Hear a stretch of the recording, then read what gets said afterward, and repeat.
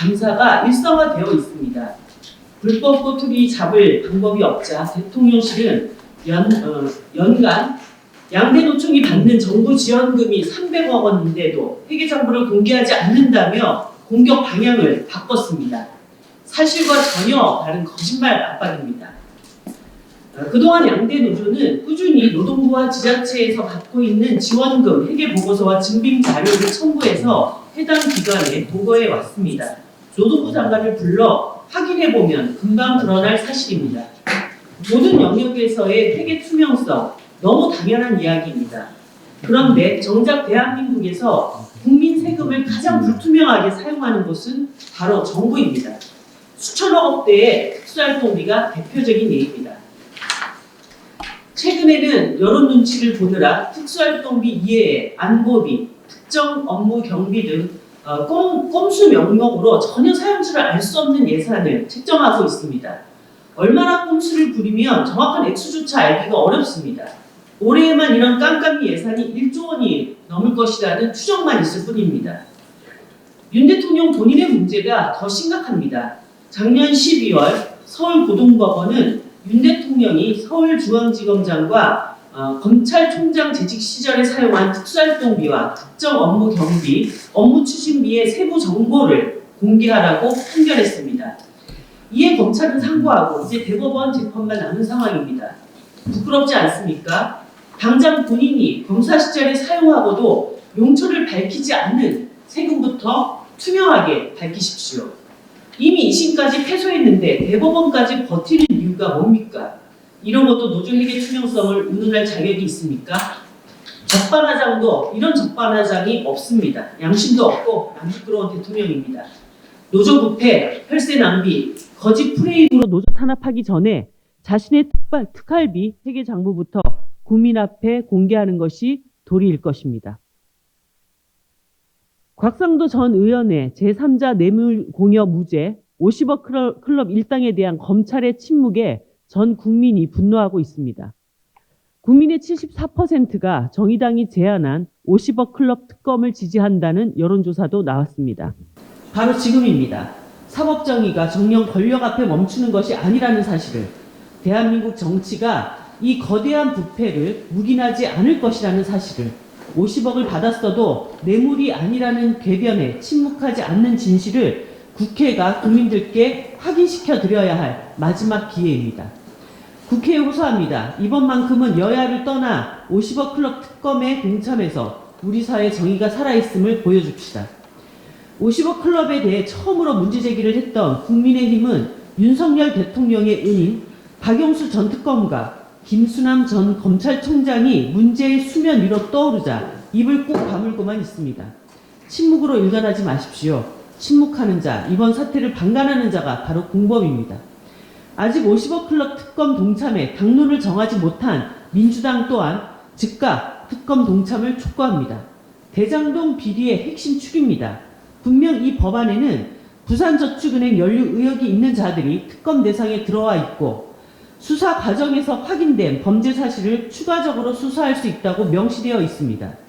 민주당이 부산저축은행부터 수사해야 한다며 50억 클럽 특검을 거부할 아무런 명분도 없습니다. 정의당은 대장동 50억 클럽 특검을 발의한 정당으로서 법조계의 비리 조각들을 모아 사법정의를 실현할 공정한 특검을 추진할 수 있도록 최선을 다할 것입니다. 대한민국이 죽어가고 있습니다. 합계 출산율이 또 하락했습니다. OECD 평균의 절반도 되지 않는 0.78을 기록했습니다. 이대로 간다면 지방 소멸을 넘어 국가 소멸을 걱정해야 할 상황입니다. 아이를 낳아 키우고 싶지 않은 나라를 만든 정치권 모두의 책임입니다. 비상한 위기에는 비상한 대책이 필요합니다.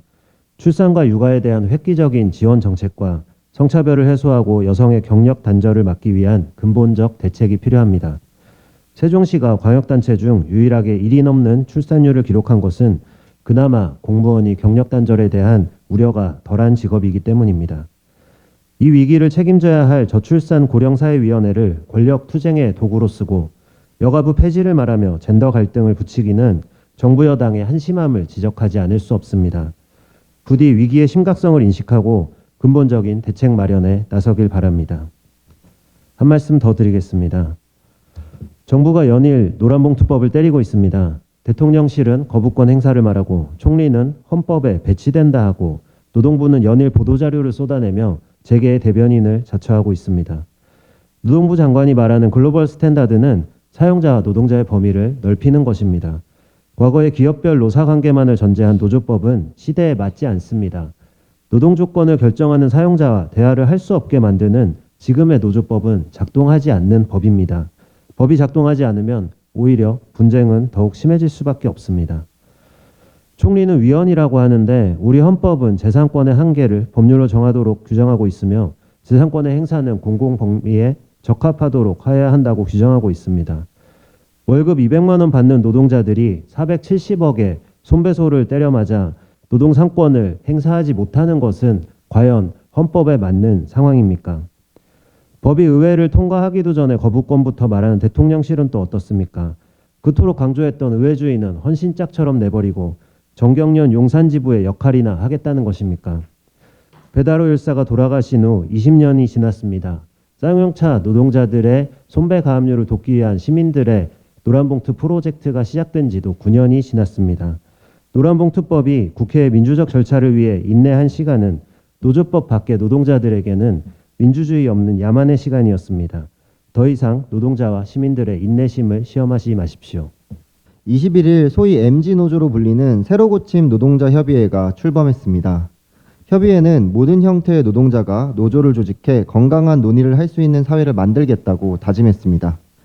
협의회 출범을 환영합니다. 협의회가 강조하는 대로 노동자가 노조를 조직하는 것은 노동자가 제 목소리를 찾을 수 있는 중요한 시작점입니다. 14%에 그치고 있는 노동조합 조직률을 더 높이 끌어올릴수록 일하는 사람들이 정당한 권리를 보장받는 사회는 빠르게 찾아올 것입니다. 하지만 협의회의 탈정치화 시도에 대해 우려를 말하지 않을 수 없습니다. 특히 윤석열 정부는 MG노조와 양대노총을 대척점에 세워 강성불법노조, 세대 갈라치기 프레임을 강화하려 하고 있습니다.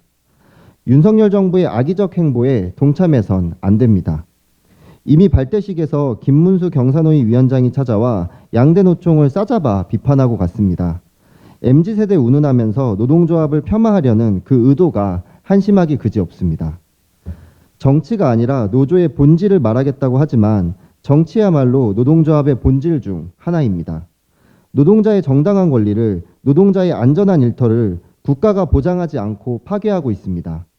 여기에 저항하는 것이 노동조합의 본질이고 이것이 노동조합이 정치에 나서야 하는 이유입니다. 노동자 목조로는 윤석열 정권과 2인 삼각할 것이 아니라 노동계약에 맞서 다른 약자들과 연대하고 힘껏 제 목소리를 내는 것이 협의회에서 강조하는 공정한 사회 건설에 더 부합하는 일입니다. 청년정의당 또한 함께하겠습니다. 같은 MZ끼리 윤석열 정권 폭주에 맞서 함께 투쟁합시다.